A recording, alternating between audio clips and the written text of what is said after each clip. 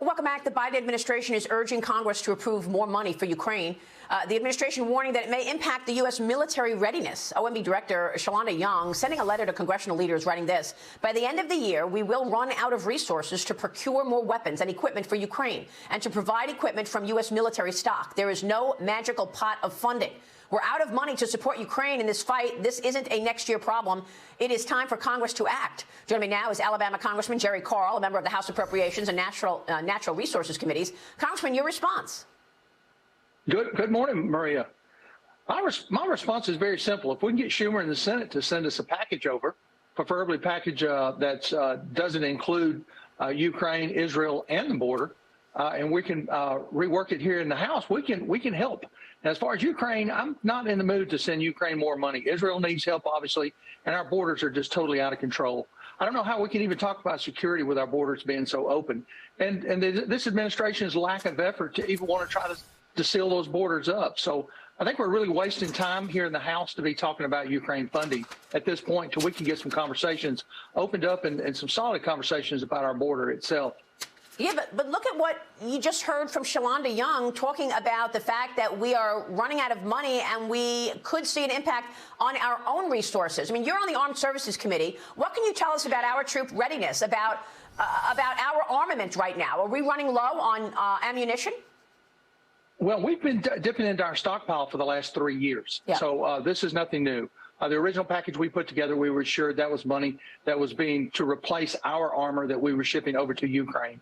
I don't think that's been the case. I think we've poured all of our resources towards Ukraine. So we're at a point now that we've really got to make some hard decisions as a country. Is our security more important than Ukraine's security? And I truly believe it is. We've got to close our borders. We've got to focus on our ports ourselves. We've got to beef our Coast Guard up. There's so many things we have to do to our own borders and sending money to Ukraine right now. It's just not an option in my mind. Now, they may put a package together and we all may have to hold our nose and vote for it at the end.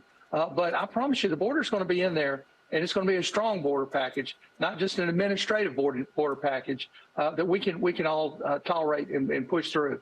Border package meaning a change in policy or money for the border?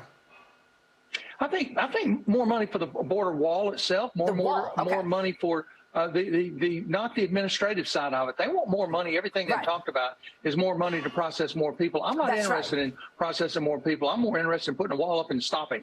Well, look, the president keeps getting fact-checked on all of this, and he got fact-checked several times on the economy on X or Twitter. In the first post, Biden writes this: "Let me be clear to any corporation that hasn't brought their prices back down, even as inflation has come down, it's time to stop the price gouging." He's blaming corporate America on the reckless spending coming out of the Democrats. The Community Notes post says this: "As long as the inflation rate is positive, prices are increasing," noting the slowing rate of price increases. Biden is also getting called out after writing this: "Inflation was 0% last month, and our economy grew by more than 5% last quarter." The Community added context. He's citing the PCE index, which showed no change in inflation between months, noting the CPI index showing 3.2% rise in inflation. Congressman, he's looking at month to month. Sure, inflation has come down from the highs, but it's come down from 40-year highs of 9.1% over the last year. So we're still in an inflationary environment, Congressman. It's like living in a science fiction movie. They just keep telling you these numbers over and over and over and over. They hope you start believing it. You know as well as I do, a CEO that doesn't make money for his corporation is job hunting. So, we've got to have healthy companies. We've got to make profits. Used to be a millionaire was something pretty special. Now it's billionaires. So with this inflation over the last 3 years, there's nothing Biden can tell us at this point to change most people's minds between now and November. Very simply, look at Christmas turkey. Look at what the cost of food is. Look at when you pump a gallon of gas. All of the gas is down. They'll stroke themselves and say, the gas is down 20% over a year ago. But where were we 3 years ago when he took over? They don't want to deal with reality. They just want to keep putting spins on their numbers, and it's catching up with them. To be perfectly honest, I see it in my district every day. I mean, what can you do about it? The Biden administration is announcing plans to buy 2.7 million barrels of oil to help replenish the nation's emergency stockpile. They're buying at about $79 a barrel. That's more than 40% of the Strategic Petroleum Reserve was sold off last year, Congressman. So he used the Strategic Petroleum Reserve as a political animal by selling off parts of the SPR at a time that there wasn't an emergency to do that. But he went into the SPR. Now he's got to buy that oil back, and look where he's buying it, $79 a barrel.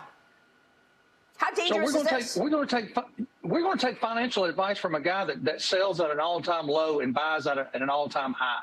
I mean, that's just the opposite of business where I'm from.